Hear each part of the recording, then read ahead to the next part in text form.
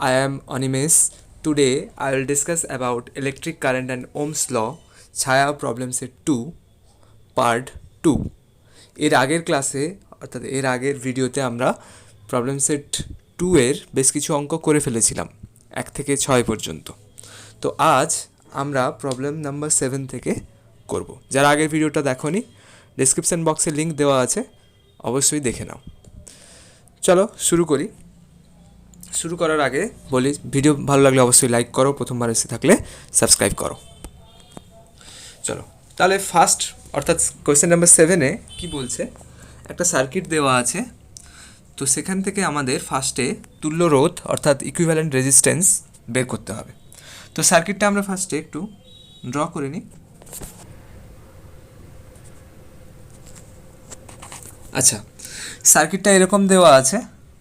তো এখান থেকে তোমরা ভালো করে লক্ষ্য করো, দেখো এই যে পয়েন্টটা আছে, এই পয়েন্টটা আর এই পয়েন্টটা, এই দুটো পয়েন্টের মাঝে কোনো রেজিস্ট্যান্স কি আছে? কোনো রেজিস্ট্যান্স নেই, তাই না? তো যদি কোনো রেজিস্ট্যান্স না থাকে তাহলে R2 আর R4কে আমরা একই পয়েন্ট থেকে দেখাতে পারি এরকমভাবে,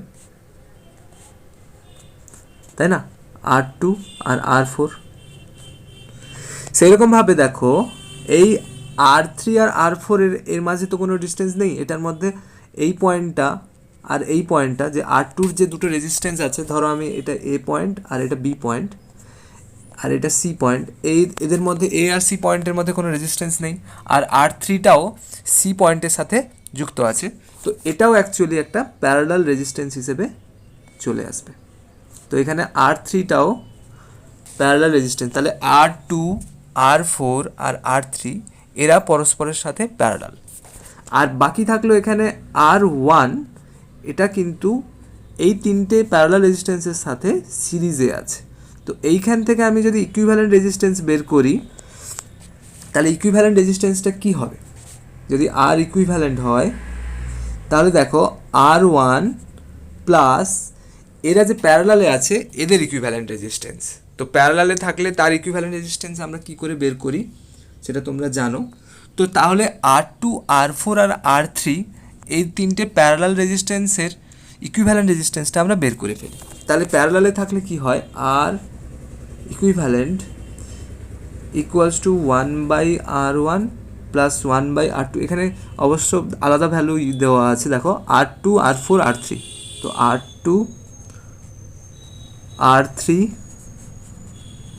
R4। তো এখান থেকে 1/R2 হচ্ছে 1/50, আর R3 এর ভ্যালু কত দেওয়া আছে? R2, R3 1/50 দেওয়া আছে, তো 1/50, আর R4 এর ভ্যালু 1/75 দেওয়া আছে। তো এখান থেকে আমি যদি ক্যালকুলেট করি, এটা 150, এটা 3 + 3 + 2। তো এখান থেকে আমরা R ইকুইভ্যালেন্ট যেটা পাচ্ছি সেটা হচ্ছে 150/8 ওহমস। তাহলে 150/8 ওহমস পাচ্ছি, কিন্তু এর সাথে R1টা কি আছে? সিরিজে আছে। তো টোটাল রেজিস্ট্যান্স কি হবে? আমি যদি এটাকে RT বলে দিচ্ছি, তাহলে RT equals to R1 plus R equivalent. তো এখানে R1 দেখো, R1 এর ভ্যালু কত দেওয়া আছে? R1 এর ভ্যালু বোধহয় এখানে দেওয়া আছে 100 ওহমস। তো 100 ওহমস প্লাস এখানে আমরা কত পেলাম? 150/8 ওহমস, তাহলে 150/8 ওহমস। তো এখান থেকে তুমি যে ভ্যালুটা আমরা পাচ্ছি সেটা কত আসছে দেখো, 118.75 ওহমস। তো ফার্স্ট কোয়েশ্চেনটার অ্যান্সার আমরা পেয়ে গেলাম 118.75 ওহমস। এবার দেখো আমরা ইকুইভ্যালেন্ট রেজিস্ট্যান্স বের করে নিয়েছি। এই সার্কিটে একটা ভোল্টেজ সোর্স লাগানো আছে, তো যেটাকে আমরা ই বলছি। তো সেই ই এর ভ্যালু দেওয়া আছে 6 ভোল্ট। তাহলে আমরা এখান থেকে ওহমস ল লাগিয়ে কারেন্ট বের করতে পারবো, টোটাল কারেন্টটা। তো টোটাল কারেন্ট যেটা হবে, তাহলে total current I equals to কী হবে? V/R ইকুইভ্যালেন্ট বা RT এখানে আমরা ধরেছি। তো 6/118.75। তো তো এই ভ্যালুটা কত আসছে দেখো 0.0505 এরকম টাইপের কিছু আসছে। তো এটাকে আমরা বলতে পারি 50.5 মিলি অ্যাম্পিয়ার, 50.5 মিলি অ্যাম্পিয়ার। তো এই যে 50.5 মিলি অ্যাম্পিয়ার, এই টোটাল কারেন্টটা কিন্তু এই যে রেজিস্ট্যান্স অর্থাৎ R1 মধ্য দিয়ে যাচ্ছে। তো R1 মধ্য দিয়ে যে কারেন্টটা যাচ্ছে সেটাকে আমি IR1 বলতে পারি। দেখো, তো IR1 ইকুয়ালস টু আমি কি পেয়ে গেলাম 50.5 মিলি অ্যাম্পিয়ার। তো একটা অ্যান্সার, এই অ্যান্সারটা কিন্তু আমরা পেয়ে গেছি। ঠিক আছে, তো নেক্সট যেটা আমাদের করতে হবে যে অন্যান্য রেজিস্ট্যান্সগুলোর মধ্যে যে পরিমাণ কারেন্ট যাচ্ছে সেটা আমাদের ক্যালকুলেট করতে হবে। তো এখানে দেখো, যখন এই পয়েন্টে চলে আসছে, এই এ পয়েন্টে চলে আসছে, তো এই এ পয়েন্ট থেকে কিন্তু 3টে ভাগে ভাগ হয়ে যাচ্ছে কারেন্ট।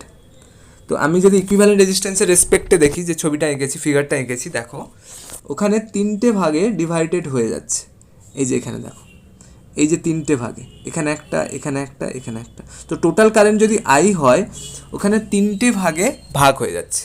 তো আমরা আগেই পড়েছি রেজিস্ট্যান্সের যা ভ্যালু হয়, কারেন্ট কিন্তু তার কারেন্টের ভ্যালু তার অপোজিট হয়, মানে ইনভার্সলি প্রপোর্শনাল হয়, অর্থাৎ ব্যস্তানুপাতিক সম্পর্ক। তো আমরা R2, R4, R3 এগুলোর যদি রেশিও জানি, তাহলে কিন্তু আমরা কারেন্টের রেশিও বের করতে পারবো। দেখো, R2, R4, R3 বা R2, R3, R4ও বলতে পারি। তো R2 is to R3 is to R4 equals to কত, 50 ohms is to 50 ohms is to 75। তো এখান থেকে আমরা পাবো 2 is to 2 is to 3। তো এইবার রেজিস্ট্যান্সের যা রেশিও হয়, কারেন্টের রেশিও তার অপোজিট হয়। মানে আমি এখান থেকে বলতে পারি IR2 is to IR3 is to IR4 equals to 1/2 is to 1/2 is to 1/3। তো এখানে এটাকে একটু 6 দিয়ে যদি প্রত্যেকটাকে মাল্টিপ্লাই করে দাও, তাহলে আমাদের রেশিওটা আমি পাবো 3:3:2। ঠিক আছে, তো এইবার টোটাল কারেন্ট, মানে এই 3টের টোটাল কারেন্ট যদি আমি পেয়ে গিয়ে থাকি, টোটাল কারেন্ট আমরা আগেরটায় পেলাম, দেখো এখানে টোটাল কারেন্ট আমরা 50.5 মিলি অ্যাম্পিয়ার পেয়েছি। এই 3টে কারেন্টই ডিভাইডেড হচ্ছে, তো আমরা এক একটাতে কত কারেন্ট যাচ্ছে ওটা কিন্তু বের করতে পারবো খুব সহজে। তাহলে এখান থেকে IR2 কী পাবো, দেখো IR2 equals to 50.5 into 3 by টোটালটা কত, 3 3 6 2 8, তো 3/8। তো এখান থেকে যে ভ্যালুটা আমরা পাচ্ছি 18 পয়েন্ট সামথিং পাবো। 18 পয়েন্ট, দেখো কত আসছে, 18 পয়েন্ট, এখানে অ্যাপ্রক্সিমেটলি এখানে 94 আসবে, কারণ আমরা 50.5 নিয়েছি। এটাকে যদি আমরা 50 পয়েন্ট কিছু অন্য কিছু নিতাম, মানে অ্যাপ্রক্সিমেট করতাম কিছু, তাহলে কিন্তু একটু কাছাকাছি ভ্যালুটা আসতো। তো এখানে 18.94 মিলি অ্যাম্পস ভ্যালুটা আসবে। ঠিক আছে, তাহলে IR2 আমরা পেয়ে গেলাম।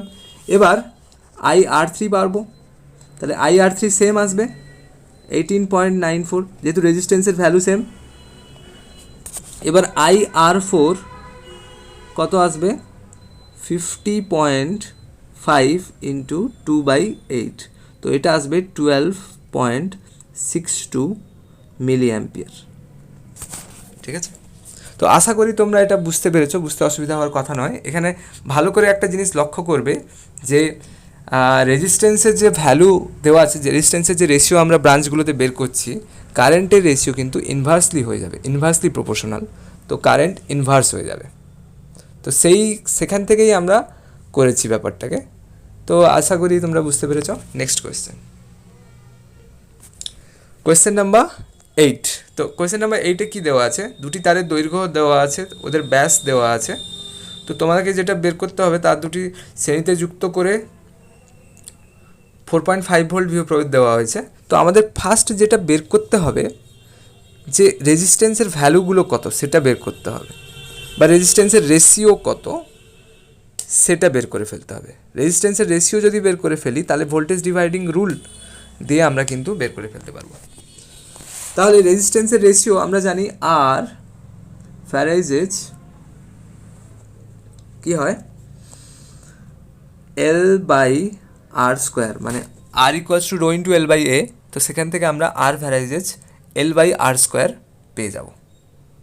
তো সেখান থেকে আমি r one by r two যদি বের করি, r one by r two equals to কী আসবে l one by l two into r two by r one এর হোল স্কোয়ার, তাই না? এবার একটা জিনিস দেখো, এখানে এল ওয়ান আর এল টু কত দেওয়া আছে, 1 সেন্টিমিটার 2 সেন্টিমিটার। তো l one by l two কত হয়ে যাবে, 1/2 হয়ে যাবে। সেরকমভাবে এখানে ব্যাস দেওয়া আছে 1 মিলিমিটার 2 মিলিমিটার। তো ব্যাসের রেশিও কি হয়ে যাবে, ব্যাসের রেশিও 1/2 হয়ে যাবে না? 1/2 কিন্তু হবে না, কি হবে 2/1, কারণ এখানে R2/R1 আছে। তো এখানে কি হয়ে যাবে 2/1 এর হোল স্কোয়ার। তো এখানে হাফ ইন্টু 4, মানে এখানে R1:R2 পেলাম আমরা 2, মানে R1:R2 2:1। তাহলে ধরো এরকম একটা সার্কিট আছে,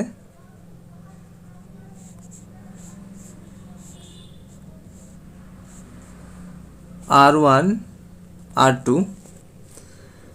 আর এখানে একটা ভোল্টেজ দেওয়া আছে।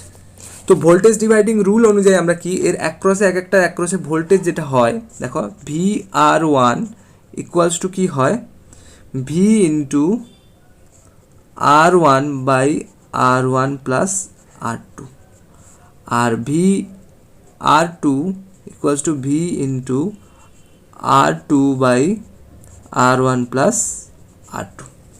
তো এগুলো থেকে আমরা কিন্তু বের করতে পারবো। তাহলে VR1 কি হয়ে যাবে, V ইকুয়ালস টু কত দেওয়া আছে 4.5, তো 4.5 ইন্টু R1 মানে 2/3। তো এখান থেকে ভ্যালুটা কত আসবে 3 ভোল্ট। তো সেইরকমভাবে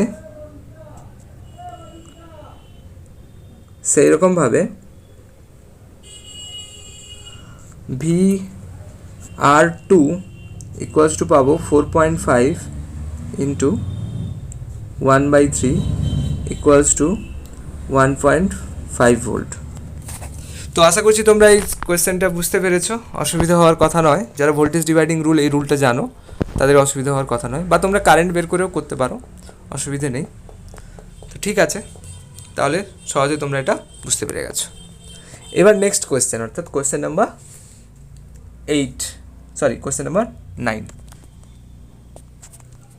কোয়েশ্চেন নাম্বার 9-এ কী দেওয়া আছে, 1 ওহম আর 2 ওহম রোধের একটি শ্রেণী সমবায়ের সঙ্গে এত রোধের আরেকটি শ্রেণী সমবায় সমান্তরালে যুক্ত করা হয়েছে। তাহলে সার্কিটটা যদি আমি আঁকি, সার্কিটটা কেমন হচ্ছে দেখো।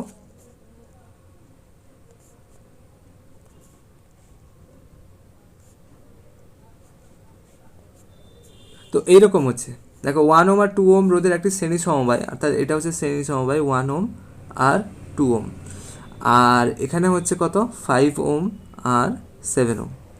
তো এটাকে একটা বর্তনীর সাথে যুক্ত করা হয়েছে ব্যাটারির সাথে। তো যার জন্য কি হচ্ছে একটা কারেন্ট তৈরি হচ্ছে, যে কারেন্টের ভ্যালুটা এখানে দেওয়া আছে 0.5 অ্যাম্পিয়ার। তাহলে I ইকুয়ালস টু দেওয়া আছে 0.5 অ্যাম্পিয়ার। তাহলে বলছে 1 ওহম রোধটির বিভব প্রভেদ কত, প্রান্তীয় বিভব প্রভেদ কত। তো আমাদের যেটা করতে হবে যে কারেন্ট বের করতে হবে ব্রাঞ্চগুলোতে। তো দেখো এই সার্কিট থেকে আমি এরকম বলতে পারি যে এই সিরিজে যে দুটো আছে 1 ওহম আর 2 ওহম, সেগুলোকে আমরা একটা রেজিস্ট্যান্স হিসেবে এরকম দেখাতে পারি এরকমভাবে। তাহলে দেখো 1 ওহম আর 2 ওহম সিরিজে থাকলে কি হয়ে যাবে 1 + 2 অর্থাৎ 3 ওহমস, আর এখানে 5 আর 7 ওহম প্যারালালি থাকলে কি হয়ে যাবে 12 ওহম, তাই না? তো এরকম যদি হয় তাহলে আমরা দুটো ব্রাঞ্চে যে ভাগ হচ্ছে, দেখো কারেন্ট যেখানে এখান থেকে যদি কারেন্ট সৃষ্টি হয়, এখান থেকে যে কারেন্টটা যাচ্ছে এই ব্যাটারি থেকে, যদি ওটা 0.5 অ্যাম্পিয়ার হয়, তো এখানে আর এখানে কিছু কারেন্ট যাবে, ধরো এটা I1, এটা হচ্ছে I2, এরকম ডিভাইডেড হয়ে যাবে। ধরো এটা R1, এটা আমি ধরে নিলাম, এটা হচ্ছে R2, এরকম ধরে নিলাম। তাহলে দেখো R1 আর R2 যদি 3 ওম আর 12 ওম হয়, তাহলে কিন্তু কিভাবে ভাগ হবে সেটা আমি বলেছিলাম। দেখো R1 is to R2 equals to যদি 3:12 হয়, 3 ওম আর একটা 12 ওম, 3:12 মানে 1:4 হয়, তাহলে IR1 is to IR2 কী হয়ে যাবে, 1/1 is to 1/4, মানে কি হয়ে যাবে 4:1। তাহলে 4:1 যদি ডিভাইড হয়ে যায়, তাহলে আমরা IR1টা কত পাবো, IR1 ইকুয়ালস টু 0.5 ইন্টু 4/5, মানে 0.4 অ্যাম্পিয়ার। একটা যদি 0.4 অ্যাম্পিয়ার হয়, তাহলে আরেকটা কত পাবো, IR2 ইকুয়ালস টু 0.1 অ্যাম্পিয়ার, তাই না? দুটোর টোটাল তো হচ্ছে 0.5 অ্যাম্পিয়ার, একটা যদি 0.4 হয় তাহলে একটা 0.1 অ্যাম্পিয়ার হবে।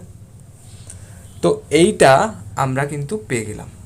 এইবার আমরা এক একটা ব্রাঞ্চে কত কারেন্ট যাচ্ছে ওটা কিন্তু বের করে নিয়েছি। তাহলে এই যে ব্রাঞ্চটা, এই ব্রাঞ্চটা, এটায় কারেন্ট যাচ্ছে 0.4 অ্যাম্পিয়ার, আর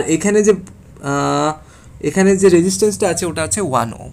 তো আমরা যদি ওমস ল লাগাই, ওমস ল অনুযায়ী কি, ভি ইজ ইকুয়ালস টু কী হয়, IR, V equals to IR। তো ভি কার বের করছি, 1 ওম রেজিস্ট্যান্সের বের করছি।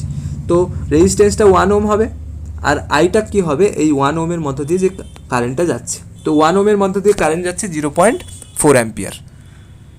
তাহলে 0.4 অ্যাম্পিয়ার যদি কারেন্ট যায়, তাহলে আমি এখানে লিখতে পারি 0.4 ইন্টু আর এর ভ্যালু কত, 1 ওম। তো সেখান থেকে ভোল্টেজটা আমি কত পেয়ে গেলাম, 0.4 ভোল্ট। তো এটা হয়ে যাবে অ্যাকচুয়াল অ্যান্সার। তো 0.4 ভোল্ট আমরা অ্যান্সার হিসেবে পেলাম। এরপর কোয়েশ্চেন নাম্বার আমরা 10-এ যাব। তো কোয়েশ্চেন নাম্বার 10-এ কী বলছে দেখো, একটা চতুর্ভুজ বলেছে, ABCD একটা চতুর্ভুজ, তার AB ইকুয়ালস টু 3 ওমস। তাহলে একটা চতুর্ভুজ যার AB equals to 3 ohms, AB। তারপর কি বলছে, তারপর বলছে BC, তাহলে একটা চতুর্ভুজ বানিয়ে দিই যার চারদিকে রেজিস্ট্যান্স আছে।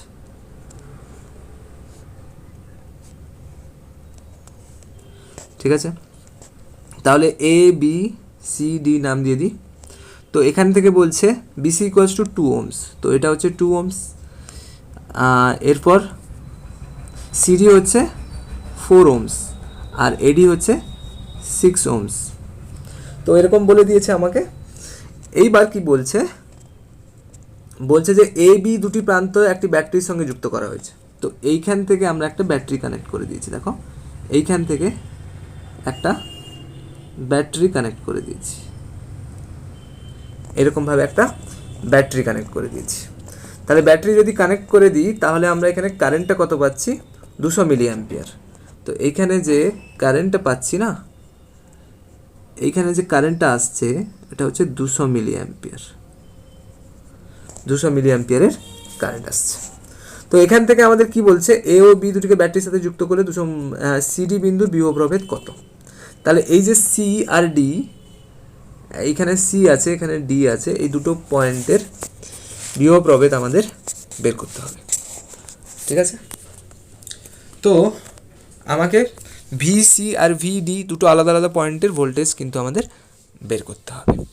তো তার জন্য আমাদের ফার্স্টে যেটা করতে হবে, যে এই দিককার এই দুটো পয়েন্টে কারেন্ট কীভাবে ভাগ হচ্ছে, মানে কতটা কারেন্ট এদিকে যাচ্ছে আর কতটা কারেন্ট এদিকে যাচ্ছে, তো সেইটা আমাদের বের করতে হবে। আর সেটা যদি বের করতে হয়, তাহলে আমাদের ইকুইভ্যালেন্ট রেজিস্ট্যান্স বের করতে হবে। তো ইকুইভ্যালেন্ট রেজিস্ট্যান্স বের করে নেব, মানে উপরেরটায় কতটা ইকুইভ্যালেন্ট রেজিস্ট্যান্স আছে আর নিচেরটায় কত আছে। তো এটাই তো আমরা সহজেই পেয়ে গেছি, কারণ এখানে 3 ওমস আছে। তো 3 ওহমস আছে, এখানে আমি 3 ওহমস লিখে দিলাম। আর এটাকে দেখো এখানে সরি এই ব্রাঞ্চে যদি আমি কারেন্ট পাঠাই কোথাও কি ভাঙছে? কোথাও ভাঙছে না, কারেন্ট প্রত্যেকটা রেজিস্ট্যান্সের মধ্যে দিয়ে একই কারেন্ট যাচ্ছে। তার মানে এই যে কানেকশানটা না, এই কানেকশানটা সিরিজ কানেকশান। আর যদি সিরিজ কানেকশান হয় তাহলে এখানে 6 ওম, এখানে 4 ওম, এখানে 2 ওম, তো এগুলো কি হয়ে যাবে? অ্যাড হয়ে যাবে। ইকুইভ্যালেন্ট রেজিস্ট্যান্স হিসেবে আমরা যখন বের করব তো এগুলো অ্যাড হয়ে যাবে। তাহলে 6 4 10 2 12, তো আমরা ইকুইভ্যালেন্ট রেজিস্ট্যান্স যেটা পাবো তো 12 ওম। তাহলে এটা পেয়ে গেলাম 12 ওম। তাহলে এবার আমরা বের করতে পারবো যে কারেন্টটা কীভাবে ডিভাইড হচ্ছে, তাই না? কারেন্টটা কীভাবে ডিভাইড হচ্ছে এবার আমরা বের করতে পারবো। তাহলে R1:R2 আমি যদি ধরে নিলাম যে একটা হচ্ছে R1 আর একটা হচ্ছে R2, সরি, তাহলে R1:R2 যদি 3:12 হয় তাহলে 1:4, তাহলে এখানে রেশিওটা কী হবে? কারেন্টের রেশিও IR1:IR2 = 4:1। তাহলে এখান থেকে আমি IR1 কি পাবো? IR1 হচ্ছে 200 × 4/5, তার মানে এটা এখান থেকে কত পাবো? 160 মিলি অ্যাম্পিয়ার। তো IR1 যদি 160 মিলি অ্যাম্পিয়ার হয় তাহলে IR2 হয়ে যাবে 200 - 160 মানে 40 মিলি অ্যাম্পিয়ার। তাহলে এই দিক দিয়ে যাচ্ছে 160 আর এই দিক দিয়ে যাচ্ছে 40 মিলি অ্যাম্পিয়ার। তাহলে এই দুটো কারেন্ট যদি আমি পেয়ে যাই তাহলে এই ব্রাঞ্চে দেখো 3 ওহমসের মধ্য দিয়ে 160 মিলি অ্যাম্পিয়ার কারেন্ট যাচ্ছে, আর ADCB এই ব্রাঞ্চ দিয়ে যাচ্ছে 40 মিলি অ্যাম্পিয়ার কারেন্ট। তো 40 মিলি অ্যাম্পিয়ার আমরা ডি পয়েন্টের ভোল্টেজ কীভাবে পাবো? তাহলে আমাকে যদি VD পেতে হয় তাহলে ওমস ল লাগিয়ে আমি কি করব? V = IR ফর্মুলায় বসাবো। তাহলে IR যদি আমি বসাই তাহলে এখানে আমি কত পেয়েছি? 40 মিলি অ্যাম্পিয়ার ইন্টু আর হচ্ছে 6 ওম, তাহলে এটা আমরা মিলি ভোল্টে পেয়ে যাব। তাহলে 6 4 40, তাহলে 6 4 24, 240 মিলি ভোল্ট। সেই রকমভাবে VC আমরা কত পাবো দেখো, তো VC যেটা আমরা পাবো, VCও আমরা IR হবে। তো এখানে I কত? I হচ্ছে 40 মিলি অ্যাম্পিয়ার ইন্টু 2 ওহমস, তো এখান থেকে 80 মিলি ভোল্ট। তো আমরা VC আর VD কিন্তু পেয়ে গেলাম। তো এই দুটোর মধ্যে আমাদের ভোল্টেজ ডিফারেন্স বের করতে হবে। তো VDC = কী হবে? VDC = হবে VD মাইনাস VC, অর্থাৎ 240 মিলি ভোল্ট মাইনাস 80 মিলি ভোল্ট = 160 মিলি ভোল্ট। তো এইটা হয়ে যাবে তোমাদের কারেক্ট অ্যান্সার। তো এটা হয়ে যাবে তোমাদের কারেক্ট অ্যান্সার। তো কোয়েশ্চেনটা খুব একটা কঠিন কিন্তু নয়, তোমরা ভালো করে দেখো বুঝতে পারবে নিশ্চয়ই। তো 160 মিলি ভোল্টকে তোমরা কিন্তু 0.16 ভোল্টও লিখতে পারো, 0.16 ভোল্টও লিখতে পারো। ঠিক আছে, আজ তাহলে এই পর্যন্ত থাক। Thank you for watching this video and don't forget to subscribe and like this video.